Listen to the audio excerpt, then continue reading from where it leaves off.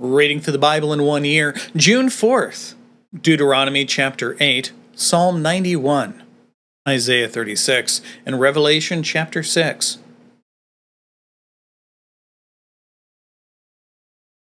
The entire commandment that I am commanding you today, you shall be careful to do, that you may live and multiply, and go in and possess the land which Yahweh swore to give to your fathers. And you shall remember all the way which Yahweh your God has led you in the wilderness these 40 years, that he might humble you, test you, to know what was in your heart, whether you would keep his commandment or not. And he humbled you, and let you be hungry, and fed you with manna which you did not know, nor did your fathers know, that he might make you know that man does not live by bread alone, but by everything that proceeds out of the mouth of Yahweh. Your clothing did not wear out on you, nor did your foot swell these 40 years. Thus you shall know in your heart that Yahweh your God was disciplining you, just as a man disciplines his son. So you shall keep the commandments of Yahweh your God, to walk in his ways and to fear him. For Yahweh your God is bringing you into a good land, a land of brooks of water, of fountains and springs, flowing forth in valleys and hills, a land of wheat and barley, of vines and fig trees and pomegranates, a land of olive oil and honey, a land where you will eat food without scarcity, in which you will not lack anything, a land whose stones are iron, and out of whose hills you can dig copper. And so you will, and so you will eat and be satisfied. And you shall bless Yahweh your God for the good land which he has given you. Beware lest you forget Yahweh your God, by not keeping his commandments and his judgments and his statutes which I am commanding you today. Lest you eat and are satisfied, and build good houses and live in them, and your herds and your flocks multiply, and your silver and your gold multiply, and all that you have multiplies, and your heart becomes lifted up. And you forget Yahweh your God, who brought you out from the land of Egypt, out of the house of slavery. He led you through the great and fearsome wilderness, with its fiery serpents and scorpions and thirsty ground, where there was no water. He brought water for you out of the rock of flint. In the wilderness he fed you manna, which your fathers did not know, that he might humble you, and that he might test you, to do good for you in the end. Lest you say in your heart, my power and the might of my hand made me this wealth. But you shall remember Yahweh your God, for it is he who is giving you power to make wealth, that he may confirm his covenant, words are hard today, his covenant, which he swore to your fathers, as it is this day. Now it will be, if you ever forget Yahweh your God, and walk after other gods, and serve them and worship them, I testify against you today that you will surely perish. Like the nations that Yahweh makes to perish before you, so you shall perish, because you would not listen to the voice of Yahweh your God. Now Psalm 91.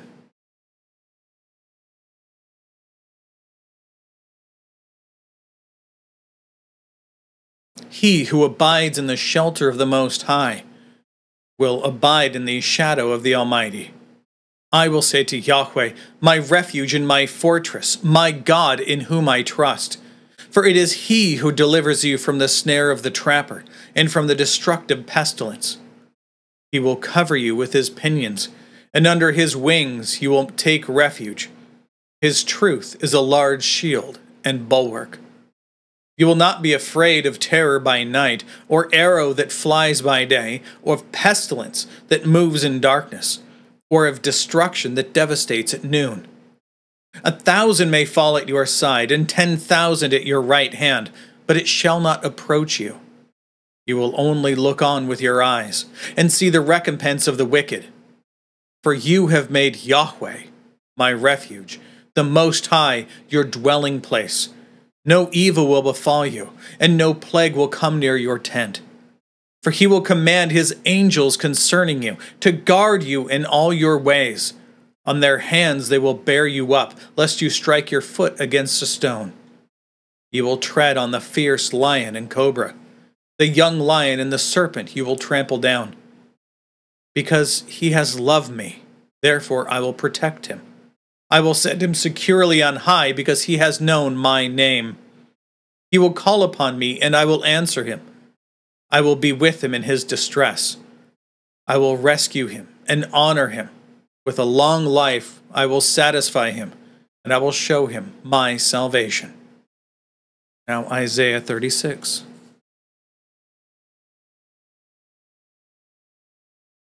Now it happened in the 14th year of King Hezekiah that Sennacherib, king of Assyria, came up against all the fortified cities of Judah and seized them. And the king of Assyria sent Rabshakeh, or the Rabshakeh, Rabshakeh is a title, from Lachish to Jerusalem to King Hezekiah with a heavy military force. And he stood by the conduit of the upper pool on the highway of the fuller's field. Then Eliakim, the son of Hilkiah, who was over the household, and Shebna the scribe, and Joah the son of Asaph the recorder, came out to him. Then the Rabshakeh said to them, Say now to Hezekiah, Thus says the great king, the king of Assyria, What is this trust that you have? I say, your counsel and might for the war are only empty words. Now, in whom do you trust that you have rebelled against me? Behold, you trust in the staff of this crushed reed, even on Egypt, on which if a man leans, it will go into his hand and pierce it. So is Pharaoh, the king of Egypt, to all who trust in him. But if you say to me, We trust in Yahweh our God, is it not he whose high places and whose altars Hezekiah has taken away, and has said to Judah and to Jerusalem, You shall worship before this altar? Bit of a background on this. So, we've kind of alluded to it before, but what's going to happen in the days to come as we're still reading through the people being carried through the wilderness, and they're about to enter into the promised land. In a few generations, they're going to first take the land, then they're going to fall into complete apostasy. They're going to beg for a king from God, which is really supplanting God in his role over the people, and instead saying, we want someone else to rule, which is an affront to God. But he gives them Saul, who's a terrible king. Then he gives them a king after his own heart. You know him as David. David has a son named Solomon with Bathsheba. That's a whole other story. And then during Solomon's reign, and just before then, just before he takes over, God tells David that if your son follows me entirely and doesn't intermarry with these other people, with the people around you, and if he just serves me entirely, then all of Israel will continue to serve you and serve your children in perpetuity. Instead, Solomon has 1,000 wives and concubines. He's led to follow all sorts of other idols or demons. And as a result, God keeps his promise to David in that he doesn't allow the kingdom to fall apart during Solomon's reign, but immediately after Solomon dies and his son Rehoboam takes over, the people are split. And the other tribes, the 10 tribes, split off into their own kingdom because they're like, what do we have in David and in the tribe of Judah? Everyone to his own tent. Then they elect for themselves a new king. His name is Jeroboam, the son of Nebat. And he starts a long line of every single king, except Jehu, who only ever seeks to serve themselves and don't serve the God of Scripture. And don't serve the God of their fathers. Jeroboam, even when he becomes king, he only serves God for a short time and then falls into apostasy. That's the Israel that first is the first one to be taken away into captivity. So what of Judah? Well, Judah has a bunch of different kings. Some serve God and some don't. And so one of those kings, one of the good kings, is Hezekiah. See, they had a bunch of different kings beforehand who had set up altars in high places. That's a place to go worship these gods, right? These idols and demons. They would go to the highest place they could find because they figured, well, that's the place closest to to their god, so their gods will see it. And they would go up there and have all sorts of debauchery that they would do in serving these demons. Well, Hezekiah was one of the first kings to come through and say, nope. In fact, most of the good kings before him, they would stop the people from worshiping these other ones, but they wouldn't overthrow the altars, and they wouldn't tear them down and burn the Asherim. Hezekiah was different. He did those things. He destroyed these altars, and he did it very early on. So that's what he's referring to here. Again, this is a pagan king and a pagan, basically a leader of his armies. That's the Rabshakeh. So he's coming over and saying, okay, we know that their God is named Yahweh, but why did he tear down all of these altars and all of these regular places of worship? Because again, the people around them, that's where they would typically worship. Highest mountains, highest hills. Under green trees, they would have all sorts of, again, debauchery for their practices and worshiping these demons. But this was a normal thing for them to do for these people who worshipped idols and other gods around them. They had gods to the hills and to the valleys and to the mountains and the trees and so forth. So when Hezekiah did this, well, the king of Assyria, Sennacherib, and his Rabshakeh, they're like, he's just going to violate the people and the God because he's tearing down these actual altars and he's making them worship in here. What they don't understand is they don't understand the God of Scripture. He is the God who is with his people, with Israel, but Jerusalem is the city where he chose to have his name dwell. So Hezekiah was doing the right thing by stopping people from worshiping everywhere else and telling them only to worship in Jerusalem. That's the point being made. So when the Rabshakeh says this, he's saying the truth. He absolutely did do that. But it was to serve God rightly. That was the reason this happened. The Rabshakeh continues in verse 8. So now, come and make a bargain with my master, the king of Assyria, that's Sennacherib, and I will give you 2,000 horses if you are able on your part to give riders for them. How then can you turn away one official of the least of my master's servants and trust in Egypt for chariots and for horsemen? So now, have I come up without the approval of Yahweh against this land to make it a ruin? Yahweh said to me, go up against this land and make it a ruin. Now he's lying for God. Then Eliakim and Shebna and Joah said to Rabshakeh, speak to your servants in Aramaic, for we understand it, and do not speak with us in Judean or Hebrew, in the hearing of the people who are on the wall. Rabshakeh said, has my master sent me only to your master and to you to speak these words, and not to the men who sit on the wall, doomed to eat their own dung and drink their own urine with you? Again, very scary words to hear. Then Rabshakeh stood and cried with a loud voice in Hebrew, Judean, and said, hear the words of the great king, the king of Assyria. Thus says the king, do not let Hezekiah deceive you, for he will not be able to deliver you. And do not let Hezekiah make you trust in Yahweh, saying, Yahweh will surely deliver us. This city will not be given into the hand of the king of Assyria. Do not listen to Hezekiah, for thus says the king of Assyria, make your peace with me, and come out to me, and each shall have his own vine, and each of his fig tree, and drink the water of his own cistern, until I come and take you away to a land like your own land, a land of grain and new wine, a land of bread and vineyards. Beware, lest Hezekiah mislead you, saying, Yahweh will deliver us. Has any one of the gods of the nations delivered his land from the hand of the king of Assyria?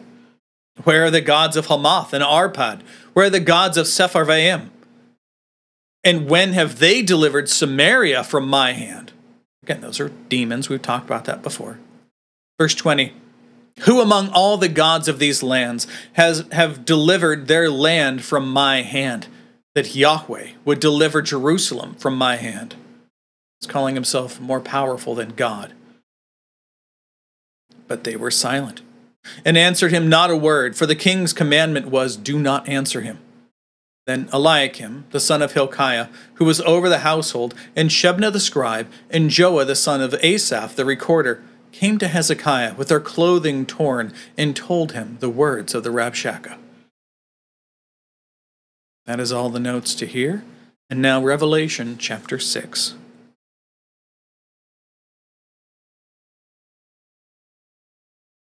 Then I looked, when the Lamb opened one of the 7 seals, and I heard one of the 4 living creatures saying as with a voice of thunder, come.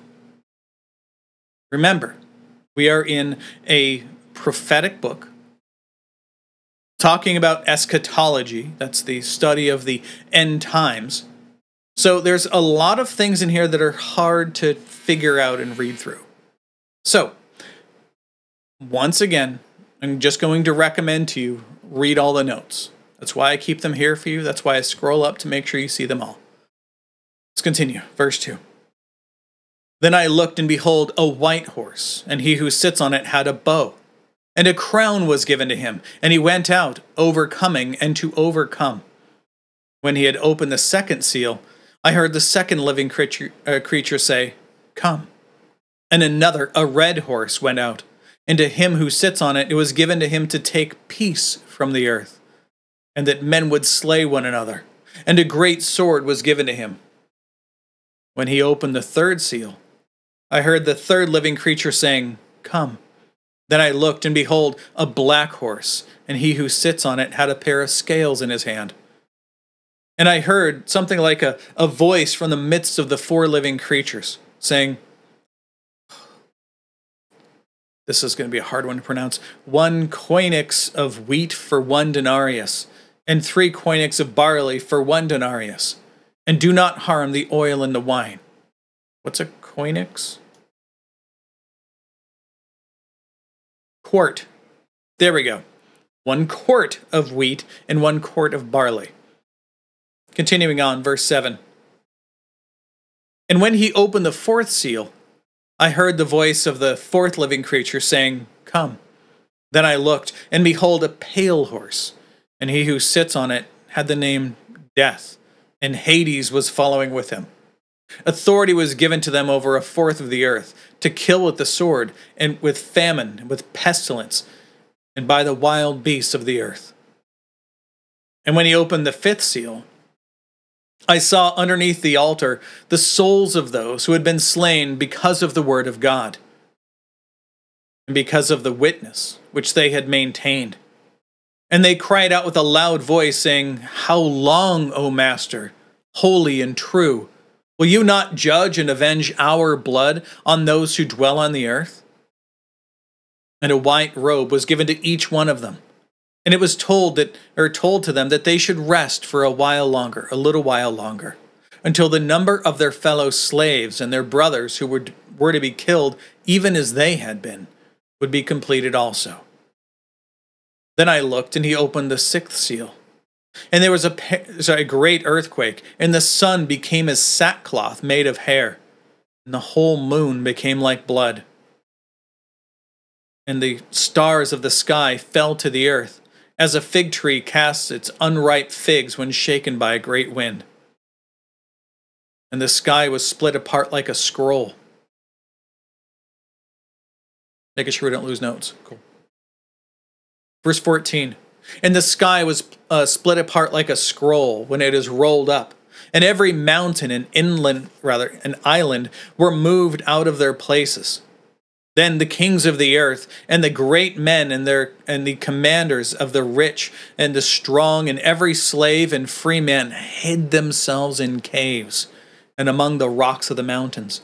And they said to the mountains and to the rocks, fall on us and hide us from the presence of him who sits on the throne and from the wrath of the Lamb.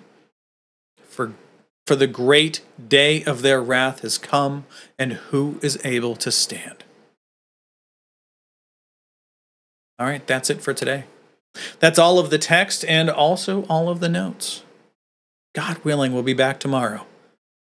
Behold, the word of the Lord.